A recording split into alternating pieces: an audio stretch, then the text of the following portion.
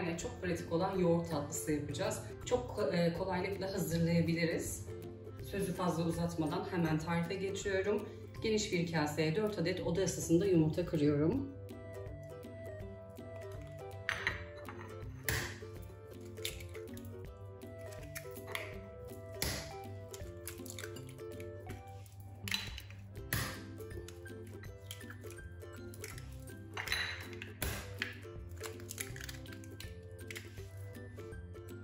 Yarım su bardağı toz şeker.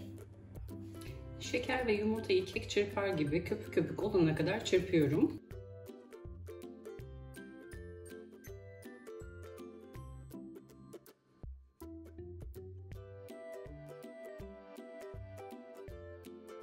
Yumurta ve şekeri çırptıktan sonra bir tane limonu yıkamıştım. Rendenin ince tarafıyla limonun kabuğunu rendeliyorum. Yine her zamanki gibi beyaz kısmına çok fazla gelmiyorum. Yoksa kekimizi acılaştırır. Bir su bardağı yoğurt ekliyorum.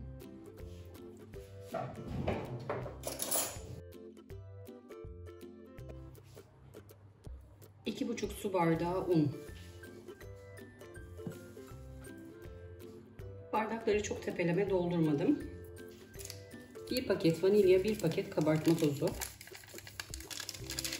Mikserle çok kısa bir süre sadece karışana kadar çırpıyorum.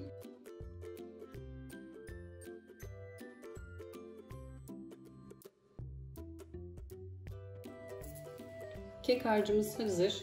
Spatula ile yanda kalan unları da alıyorum.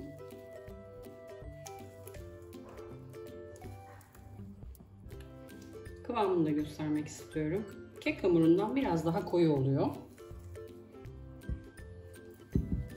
Ben bu şekilde bir kek kalıbı kullanmayı tercih ettim. Dilerseniz borcamda da yapabilirsiniz. Ya da ufak tepside. 2 yemek kaşığı kadar sıvı yağ döktüm. Kalıbın her yerini yağlıyorum. Yine kenarlarını da güzelce yağlıyorum ki sonrasında yapışma olmasın. Bir yandan da fırınımı açtım. 175 derece alt üst ayarda ısınıyor. Isıttığım fırına göndereceğim. Kek harcımı da kalıba döküyorum. Kek harcını spatula ile düzeltiyorum. Her yerine eşit gelsin. Yine kalıbı birazcık sallıyorum. Önceden ısıttığım fırına pişmeye gönderiyorum. Güzel bir renk alıncaya kadar pişiriyorum. Kesinlikle açık renkli bırakmayın. Güzel bir renk alsın mutlaka. Kekin pişmesine yakın şerbetini hazırlayacağız. Şerbeti sıcağa yakın, ılık olacağı için kekimiz de soğuk olması gerekiyor. Tencerenin içine 4 su bardağı toz şeker ekliyorum.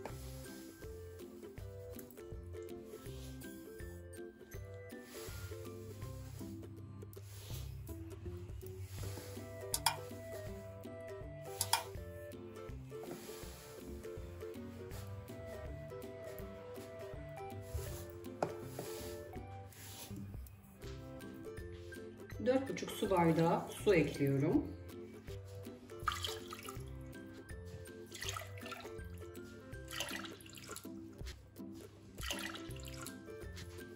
Bir dilim de limon ekliyorum. Ocağa alıyorum, yüksek ateşte kaynayana kadar yüksek ateşte. Kaynadıktan sonra orta ateşe alıyorum. Kaynamaları, fokurdamaları görelim. 10 dakika daha kaynadıktan sonra altını kapatıyorum. Şerbet kaynamaya başladı. Dediğim gibi bu fokurdamaları görmeniz gerekiyor. Çok kısık yapmayın. Orta ateşte 10 dakika daha kaynatmamız yeterli. Keki fırından çıkardım. Üzeri çok güzel kızardı. Tam istediğimiz renkte. Yavaş yavaş piştiği için içinin pişmeme ihtimali yok ama dilerseniz yine kürdan testi yapalım. Kürdanda herhangi bir ıslaklık gelmiyorsa pişmiş demektir. Soğuması için kenara alıyorum. Kekimizin iyice soğuk olması gerekiyor. Şerbetin de altını kapattıktan sonra yaklaşık 10-15 dakika kadar oda ısısında soğuttum. Yani şerbet sıcağa yakın ılık bir şekilde olacak. Kekin üzerine döküyorum. Şerbetin hepsini döktüm.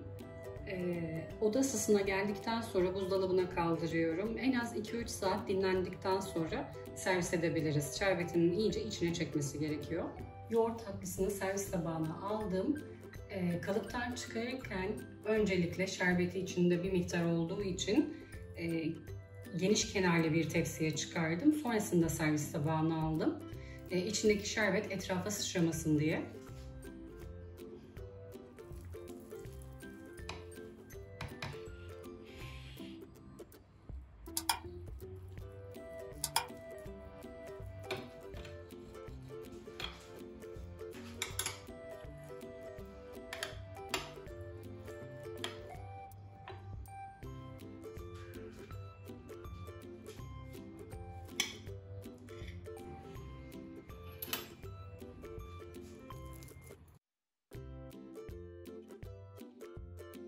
Sünger gibi bir dokusu var.